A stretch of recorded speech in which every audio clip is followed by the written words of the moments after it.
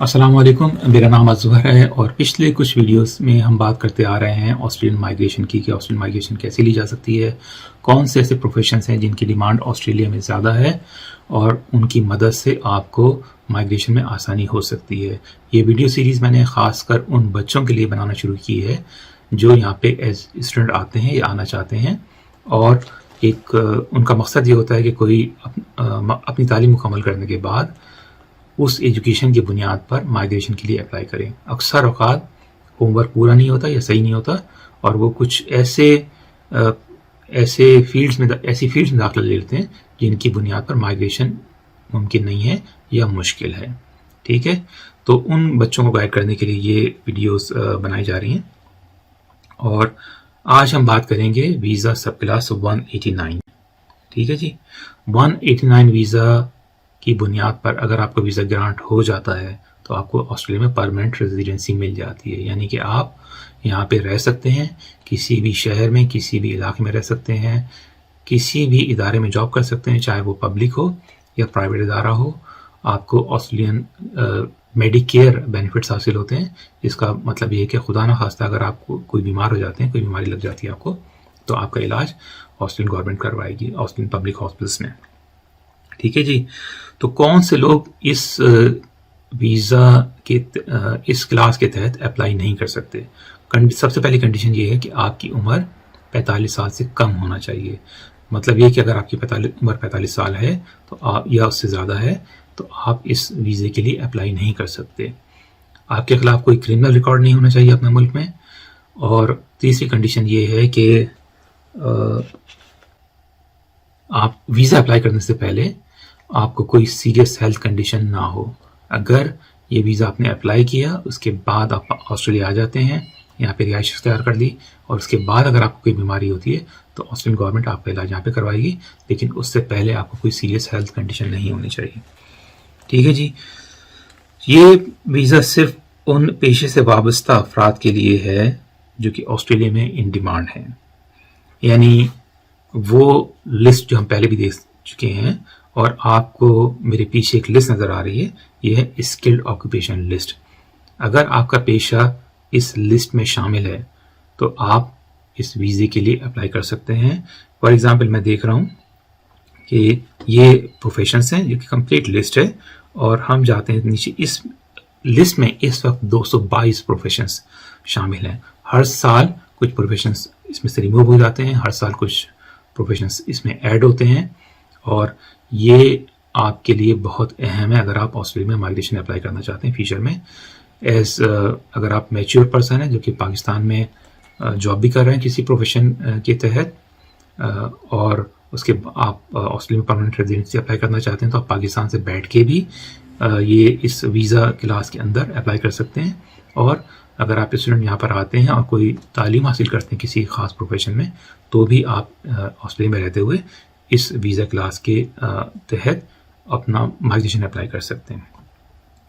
Accountant for example हम देख रहे हैं कि जी ये जो है इस लिस्ट में शामिल है, और 189 स्किल्ड इंडिपेंडेंट सब क्लास 189 पॉइंट टेस्टेड, ये भी डिस्कस कर लेंगे पॉइंट टेस्टेड क्या मतलब होता है। नेक्स्ट स्टेप मैंने आप सबसे पहला काम ये कि आपने ये चेक करना है कि जी आपका जो प्रोफेशन इस लिस्ट में है या नहीं है। ठीक है, नेक्स्ट प्रोफेशन में हमने ये लास्ट वीडियोस में डिस्कस किया था कि ये इदारे होते हैं कुछ जो कि आपकी एजुकेशनल लेवल को असेस करेंगे कि आपने पाकिस्तान में जो भी आपका एजुकेशनल लेवल है उस लेवल की, उस एजुकेशन की, उस डिग्री की, और उसके बाद एक्सपीरियंस मिलाकर आपकी क्वालिफिकेशन ऑस्ट्रेलिया में इक्विवेलेंसी क्या है। ठीक है, अगर आपने मास्टर्स किया हुआ है तो हो सकता है आपसे कहेंगे कि आपकी एजुकेशन हमारे हिसाब से ऑस्ट्रेलिया के हिसाब से बैचलर के बराबर है, तो वो आपको एक असेसमेंट मिल जाएगी, इक्विवेलेंसी मिल जाएगी, ऑस्ट्रेलियन इक्विवेलेंसी आपकी एजुकेशन की, और उसकी बुनियाद पे आप देखेंगे पॉइंट्स कितने हैं। ठीक है, पॉइंट्स आपने कैलकुलेट कर लिए, आपके पॉइंट्स पूरे हो रहे हैं, से फॉर एग्जांपल आपके पॉइंट्स 65 हो रहे हैं। अब यहाँ पे थोड़ा सा एक अहम बात समझने की ये है, पॉइंट्स की बुनियाद पर आप एक्सप्रेशन ऑफ इंटरेस्ट देते हैं। ये एक्सप्रेशन ऑफ इंटरेस्ट एप्लीकेशन नहीं होती। ठीक है, एक्सप्रेशन ऑफ इंटरेस्ट सिर्फ ये होता है कि आप ऑस्ट्रेलियन गवर्नमेंट को बताते हैं कि आप इंटरेस्टेड हैं ऑस्ट्रेलिया में आने के लिए एज ए परमानेंट रेजिडेंट। उसकी बुनियाद पर आपको गवर्नमेंट ऑफ ऑस्ट्रेलिया ये कहती है कि ठीक है जी, आप اپلائی کر سکتے ہیں. ٹھیک ہے, اس کے بعد جب آپ کو لیٹر آف انویٹیشن آئے گا, یعنی آپ کو انویٹیشن دے گی گورنمنٹ اپلائی کرنے کے لیے, اس کے بعد آپ اپلائی کر سکتے ہیں. تو ایکسپریشن آف انٹرسٹ کے لیے بہت سارے اسٹوڈنٹس اور بہت سارے جو ہمارے اپلیکینٹس ہیں وہ یہ دیکھتے ہیں وہ میرے پوائنٹس پورے ہو رہے ہیں, 65 پوائنٹس آئیں فار ایگزامپل, اور میں اپلائی کر سکتا ہوں.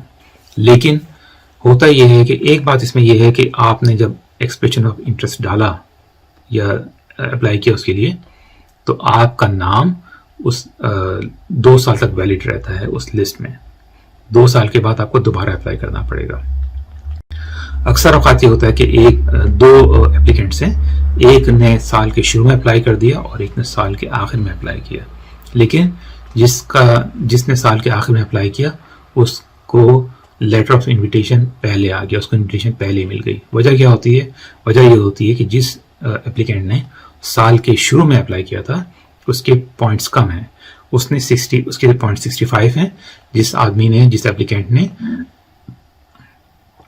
اپلیکینٹ نے سال کے آخر میں اپلائی کیا اس کے پوائنٹ 100 بن رہے تھے. تو آسٹریلین گورنمنٹ ان کو پرائرٹی دیتی ہے جن کے پوائنٹس زیادہ ہوتے ہیں. تو جب آپ سوچیں کہ آپ نے اپلائی کرنا ہے تو کیئرفلی ڈیسائیڈ کریں پوائنٹس کتنے ہیں, اور یہ کوشش کریں کہ پوائنٹس آپ کے کیسے بن سکتے ہیں, کوئی بڑھ سکتے ہیں, کوئی ایڈیشنل کورسز ہیں, کوئی اور چیز ہے جس سے آپ کے پوائنٹس بن سکتے ہیں. IELTS میں آپ ایگزام دوبارہ دے سکتے ہیں, نمبر آ سکتے ہیں زیادہ آپ کے. تو کوشش یہ کرنی چاہیے کہ زیادہ سے زیادہ پوائنٹس کے ساتھ آپ ایکسپریشن آف انٹرسٹ اپلائی کریں تاکہ آپ کو انویٹیشن آسٹریلین گورنمنٹ کی طرف سے ملے ویزا اپلائی کرنے کے لیے. ٹھیک ہے جی. تو پہلا پوائنٹ یہ تھا کہ آپ نے سب سے پہلے چیک کرنا ہے کہ آپ کا جو پروفیشن ہے وہ اس کے آکوپیشن لسٹ میں ہے یا نہیں ہے. اور یہ کافی بڑی لسٹ ہے, کافی وائڈ کیٹیگریز ہیں, اور اس کے حساب سے آپ چوز کریں. نہ صرف یہ کہ آپ اس لسٹ کو چیک کریں بلکہ یہ بھی دیکھیں کہ ڈیمانڈ کتنی ہے آسٹریلیا میں. ٹھیک ہے, آپ کو جابس کتنی مل رہی ہیں, سیلریز کتنی مل رہی ہیں, کیونکہ ہم پچھلے ویڈیوز میں ڈسکس کر چکے ہیں. ٹھیک ہے, تو کافی لمبی لسٹ ہے, اور ایروناٹیکل انجینئرس ہم نے دیکھے تھے پہلے, اور کافی ساری اس میں انٹرسٹڈ فیلڈس موجود ہیں. ایکٹرس, ایون کہ میں دیکھ رہا تھا کہ ایکٹرس بھی موجود ہیں کہ اگر آپ ایکٹنگ کرتے ہیں اور آپ پروو کر سکتے ہیں, اور ایکٹرس, ڈانسرس ایکسیٹرا. تو یہ چیزیں بڑی اہم ہیں. تو پہلا آپ نے لسٹ میں دیکھنا نام پروفیشن کا اپنے, اس کے بعد آپ نے اسیسمنٹ کرنی ہے کہ آپ کے پوائنٹس کتنے بن رہے ہیں. اس کے بعد آپ نے اپنی ایکویلنسی لینی ہے اپنے پروفیشن کی, اپنی ایجوکیشن کی اور اپنے ایکسپیرینس کی کہ آپ کی ایکویلنسی کیا ہے. اس کے بعد اپنے پوائنٹس کیلکولیٹ کرنے ہیں, کوشش یہ کرنی کہ پوائنٹس کیسے بڑھا سکتے ہیں. اس کے بعد آپ نے ایکسپریشن آف انٹرسٹ ڈالنا ہے. ٹھیک ہے, اس کا پیریڈ تقریباً 2 سال ہوتا ہے. ہر سال آسٹریلین گورنمنٹ ایک limited number of visas decide کر دیتے ہیں پہلے کہ جی ہم نے اتنے مائیگرینٹس بلانے, تو اس کے حساب سے آف کورس جو ایکسپریشن آف انٹرسٹ زیادہ ہوتے ہیں اور اکثر زیادہ ہوتے ہیں, اور اس میں پھر یہ دیکھا جاتا ہے کہ جی کس کے پوائنٹ زیادہ بن رہے ہیں, اور اس پوائنٹس کے حساب سے, ان پوائنٹس کے حساب سے آپ کو آسٹریلین گورنمنٹ انوائٹ کرتی ہے کہ ٹھیک ہے جی آپ مائیگریشن کے لیے اپلائی کریں. اس کے بعد آپ اپلائی کرتے ہیں اور اس کے بعد وہ پروسیس چلتا ہے. اگر آپ کہ تمام چیزیں صحیح ہیں, ڈیو پروسیجر ہوتا ہے ان کا, چیزیں چیک ہوتی ہیں, آپ کو اسیس کیا جاتا ہے, اور اگر آپ ایلیجبل ہیں تو آپ کو یہ ویزا گرانٹ ہو جاتا ہے. ٹھیک ہے جی. تو یہ کچھ اہم باتیں تھیں جو آپ لوگوں نے سوچنی ہے, سمجھنی ہے. اور اگر آپ کا ارادہ, اگر آپ پروفیشنل ہیں آلریڈی جاب کر رہے ہیں پاکستان میں, تو بھی آپ اپلائی کر سکتے ہیں گھر بیٹھے, بجائے اس کے کہ آپ یہاں پہ ایز اے اسٹوڈنٹ آئیں اور اس کے بعد کافی مہنگا پڑ سکتا ہے, خرچہ کریں یہاں پہ, اس کے بعد سرٹینٹی نہ ہو. تو بہتر یہ ہے کہ آپ پاکستان میں بیٹھے ہوئے یہ دیکھیں کہ جی آپ کیا کر سکتے ہیں اپنے چانسز یہاں پہ مائیگریشن کے بڑھانے کے. اکثر صورتوں میں اکثر پروفیشنل حضرات پاکستان میں بیٹھے بیٹھے مائیگریشن اپلائی کر سکتے ہیں. یہاں پہ جب آئیں تو ان کے پاس پرماننٹ ریزیڈنسی ہو, اور اس کے بعد یہاں پہ آئیں تو کوئی پریشانی نہیں ہوگی. لیکن وہ حضرات جو بچے جو ایز اسٹوڈنٹس بھی آنا چاہتے ہیں, ان کو بھی ہوم ورک کرنا بہت ضروری ہے.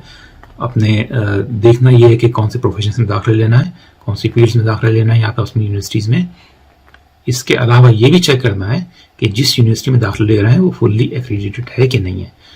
کوئی یونیورسٹی اگر فلی ایکریڈیٹڈ نہیں ہے تو آپ کے اس کے پوائنٹس کم ہوں گے, یا اس ایجوکیشن کی بنیاد پہ آپ اپلائی ہی نہیں کر سکتے. ٹھیک ہے جی. تو یہ بڑا اہم پوائنٹ ہے. ملتے ہیں اگلے ویڈیو میں. اللہ حافظ. اللہ آپ کی مدد کرے، اللہ ہم سب کی مدد کرے. خدا حافظ.